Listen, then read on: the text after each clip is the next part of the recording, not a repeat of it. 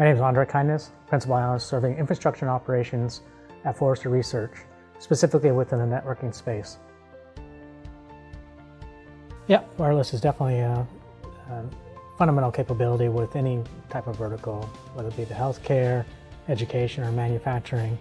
You really think about that mobility initiates as synonymous with flexibility, and we think in each one of those there's the dynamics of manufacturing in a much more agile way to accommodate the products and services that ultimately go to the end customer. Healthcare is the same thing. We have very much a mobile environment where we're trying to serve that patient coming through and getting them the best medical attention possible. So to enable that to happen, you got to keep the doctors, the staff, and patients mobile in those environments. And the same thing in manufacturing. It's not just the workers, but also the robotics equipment gets moved around, changes for the different models that come down the manufacturing line. We see the same thing in other areas as well as education, using tablets and machinery and other types of educational equipment to keep students learning and excelling in their areas.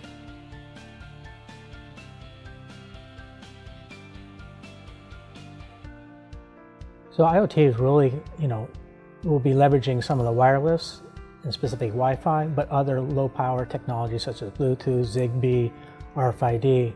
You really think about this environment is that most of my customers run 3 or more wireless technologies within their environment, and each one of them may use the same spectrum, but ultimately they all come together to serve the business and ultimately the customer in a better way, because they each have their strengths to serve that area and to deliver a certain type of experience within itself. We think about Bluetooth coupled together with Wi-Fi, or even Zigbee coupled together with Wi-Fi, using those to enhance, for example, when we talk about Bluetooth and Wi-Fi, better location services. Individually, they provide good location services, but combined together, Bluetooth and Wi-Fi is really the ultimate when it comes to identifying devices or clients or troubleshooting that area itself.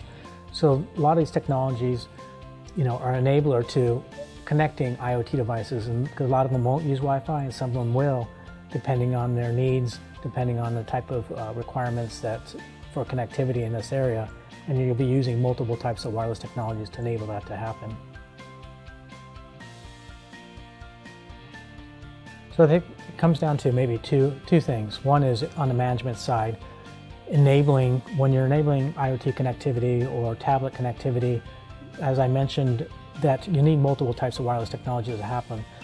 You don't want to have different management systems and try to correlate what goes on in different management systems to manage Bluetooth separately versus Wi-Fi separately or Zigbee separately versus the other ones, because a lot of times they're using the same spectrum, 2.4 gigahertz for example. Although it's recommended to use 5 gigahertz for Wi-Fi, you still have a lot of older devices using that spectrum. You don't want to do, when you're looking at monitoring and collisions in this air, look at one management system and try to correlate with another one. So a lot of times when it comes to requirements, you look for a company and a solution that can bring everything together under a single pane of glass. So when you start to troubleshoot connectivity issues, when you're trying to troubleshoot location issues, you can actually look at multiple technologies under the same area. So management's one thing, and then the other side of it is offering a better experience. And as I mentioned before, every wireless technology has its strengths and its weaknesses, but combining them together, you can provide a better value to the end customer, whether it be location services itself or being able to provide information to the customer through their mobile device or the environment around them. You use multiple types of wireless technologies to enable that to happen.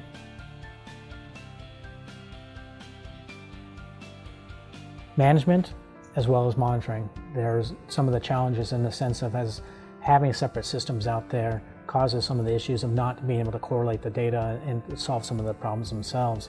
And so when we look at that environment, we really want to decrease the disconnect between the various systems out there and trying to troubleshoot the situations that clients may be having issues with, or the system that's providing the connectivity, whether it be the APs may be having signal noise ratio issues or noise issues from other surrounding types of devices and using the same spectrum themselves. So coming back to the challenges is how do you start to decrease the amount of disparate systems providing information and correlating between them.